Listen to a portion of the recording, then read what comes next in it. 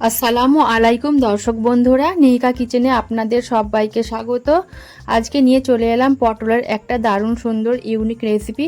রোজ রোজ একই রকমভাবে পটল খেতে ভালো না লাগলে এই রকম একটা ইউনিক রেসিপি আপনারা ট্রাই করে দেখতে পারেন। এর জন্য আমি এখানে 4টে পটল নিয়ে নিয়েছি। এগুলো দেশি পটল। আর এই পটলের উপরে যে একটা পাতলা আস্তরণ থাকে সেগুলো আমি এইভাবে ছুরির সাহায্যে চেঁচে ফেলে দিচ্ছি। কারণ পটলে অনেক রকম কীটনাশক, ঔষধ, রাসায়নিক সার ব্যবহার করা হয়, তাই এটা চেঁচে ফেলে দিলে স্বাস্থ্যের পক্ষে ভালো। এইবারে আমি পটলের 2 মুখ এইভাবে কেটে দিলাম।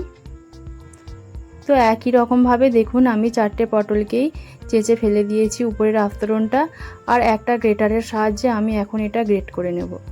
এরকম একটা সরু মুখের গ্রেটারের সাহায্যে আমি পটলগুলো গ্রেট করে নিচ্ছি।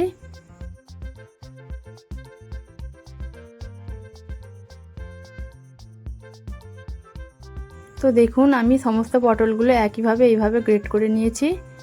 এখন এর মধ্যে যে দানাগুলো থাকে পটলের, সেই বীজগুলো ফেলে দিতে হবে। আর এখানে আমি 1 কাপ ছোলার ডাল ভিজিয়ে রেখেছিলাম আগে থেকে। আমি পটলের মধ্যে দিয়ে দিলাম হলুদ গুঁড়ো, লঙ্কা গুঁড়ো, একটু জিরে গুঁড়ো আর আদা কাঁচা লঙ্কা বাটা, দিয়ে দিলাম 1 চামচ সয়া সস আর দিয়ে দিলাম অল্প একটু গরম মশলার গুঁড়ো। সমস্ত কিছু আলতো হাতে ভালো করে মেখে নিচ্ছি।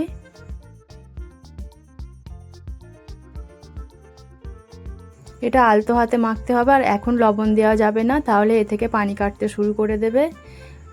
আর এদিকে আমি দেখুন ছোলার ডালটাও বেটে নিয়েছি শুকনো করে। এবার দিয়ে দিলাম পরিমাণ মতো লবণ আর অল্প একটু চিনি। এবার ডালের সঙ্গে সমস্ত কিছু খুব ভালোভাবে মেখে নিচ্ছি। এটা কিন্তু আলতো হাতে মাখতে হবে, খুব চেপে চেপে মাখা চলবে না, তাহলে পানি কাটতে শুরু করে দেবে। আর মেখে নেওয়ার সাথে সাথে এগুলো ভেজে নিতে হবে, বেশিক্ষণ রাখা চলবে না। এখন কড়াই আমি তেল গরম করে নিয়েছি। এবার এক এক করে পটলের এইগুলোকে আমি কোফতা মতন আকারের শেপ দিয়ে ভেজে নিচ্ছি। দেখুন এরকম একই রকম শেপ দিয়ে আমি সমস্ত টিকিয়াগুলো বা কোফতাগুলো ভেজে নিচ্ছি। একটু সময় ধরে ভাজতে হবে, নাহলে এগুলো ভেঙে যেতে পারে, তাই মিডিয়াম ফ্লেমে এগুলো এক এক করে ভেজে নিতে হবে। এইভাবে ভেজে নিয়েছি আমি সমস্ত টিকিয়াগুলো।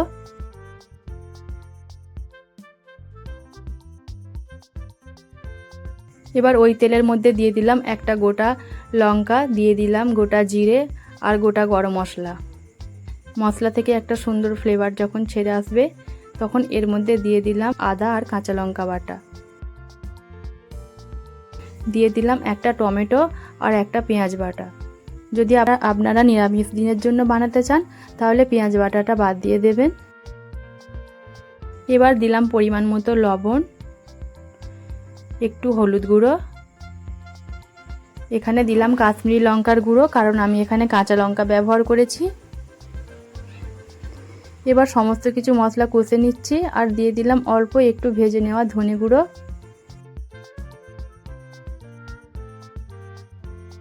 আর দিয়ে দিলাম একটা গোটা কাঁচা লঙ্কা, আমি এইভাবে ভেঙে দিয়ে দিলাম। এবার মশলা থেকে তেল ছেড়ে আসলে এর মধ্যে পানি দিয়ে দিতে হবে।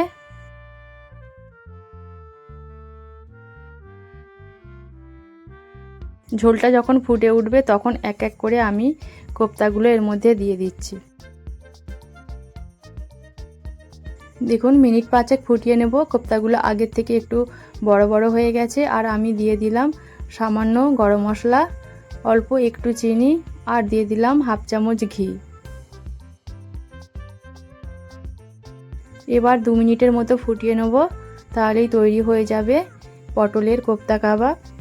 আশা করি আপনাদের এই ভিডিওটা ভালো লেগেছে। ভালো লাগলে লাইক, কমেন্ট, শেয়ার করবেন। আর এই রকম নিত্য নতুন রেসিপি পাওয়ার জন্য আমার চ্যানেলটা সাবস্ক্রাইব করে দেবেন। আজ তাহলে এই পর্যন্তই। দেখা হচ্ছে পরবর্তী ভিডিওতে নতুন কোনো রেসিপি নিয়ে। সবাই খুব ভালো থাকবেন, সুস্থ থাকবেন আর আমার জন্য দোয়া করবেন। আল্লাহ হাফেজ।